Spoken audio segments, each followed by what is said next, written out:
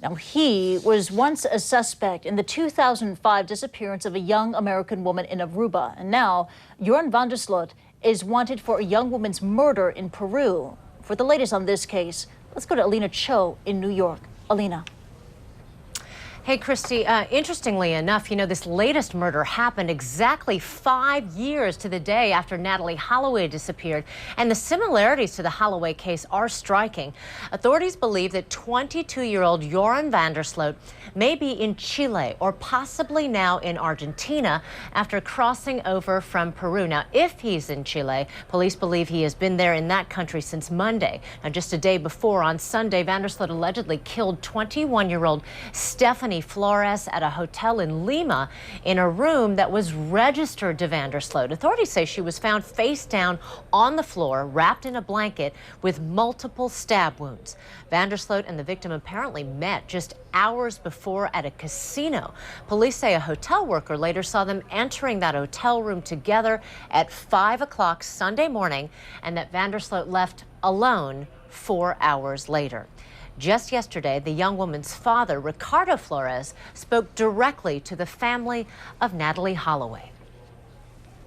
I would like to tell the family of the girl who died in Aruba, who was murdered, that this time he won't be able to walk away because we will make every effort to detain him and make him pay. It has been the same MO, such a coincidence. He saw her in the casino, he took her from the casino, he took her and killed her. Too much coincidence.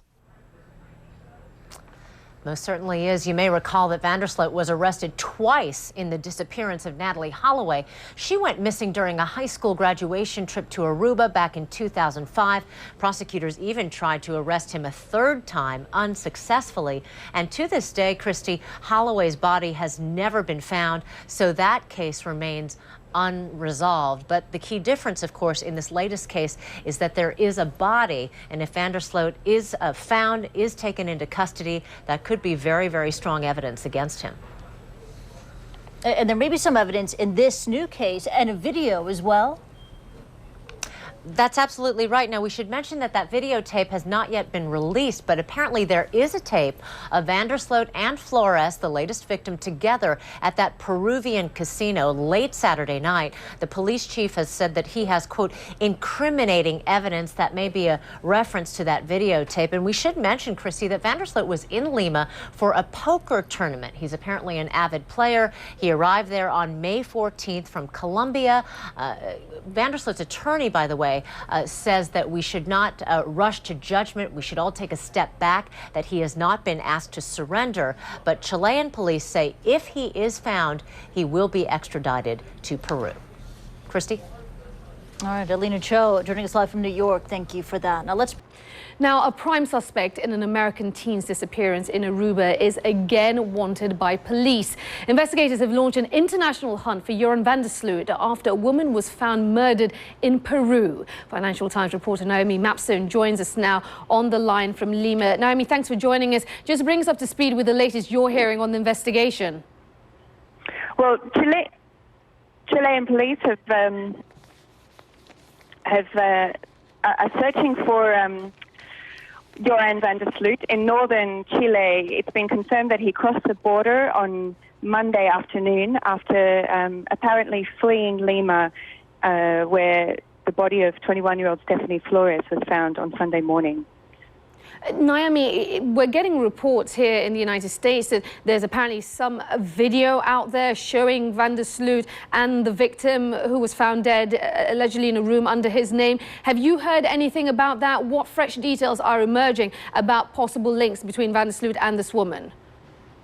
That's correct. Peruvian police have video footage of van der Sloot in a Lima casino with Stephanie Flores in the early hours of Sunday morning. They also have witnesses reporting that the two entered a hotel in Lima at around 5 a.m. Sunday morning, and he was seen leaving the hotel 4 hours later. He surfaced once again 6 hours down the coast from Lima in a town called Nazca, where he paid $650 to two men to drive him across the border into Chile. And the victim herself, any more details emerging about her? I know that we've seen her father make public statements. What can you tell us about that?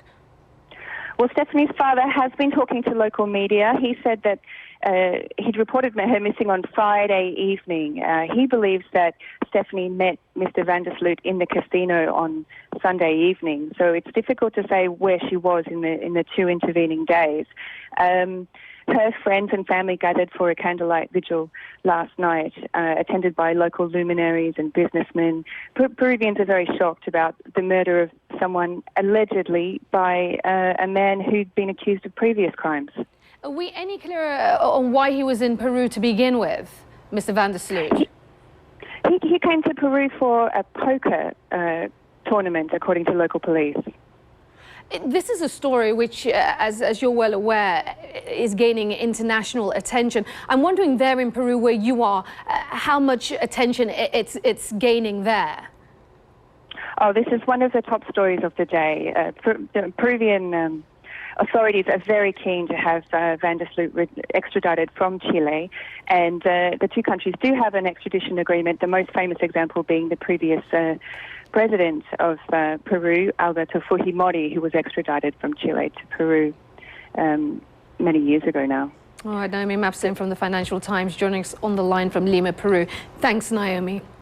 Well, Joran van der Sloot's attorney says he hasn't been in contact with his client, but he had this to say about the accusations. I think if history teaches us anything, in the Joran van der Sloot case, or cases, if you will, is that you sort of need to really wait to see what's fact and what's fiction. There have been so many false reports out there time and again regarding stated evidence and whatnot. And I think you really have to sort of step back and let this investigation take course. Well, you may recall van der Sloot was arrested twice in the disappearance of Natalie Holloway. She went missing during a high school graduation trip to Aruba back in 2005. Prosecutors tried to arrest van der Sloot a third time in 2008 after he got caught on a hidden camera on Dutch TV. That's when he admitted to a friend he had sex with Holloway on the beach and said she then started shaking and lost consciousness. He went on to say on the tape that he panicked when he couldn't revive her, so he called a friend with a boat who, he said, then dumped Holloway's body at sea. Ultimately, an Aruban court ruled there was not sufficient evidence to re-arrest him. We'll continue to follow that story for you.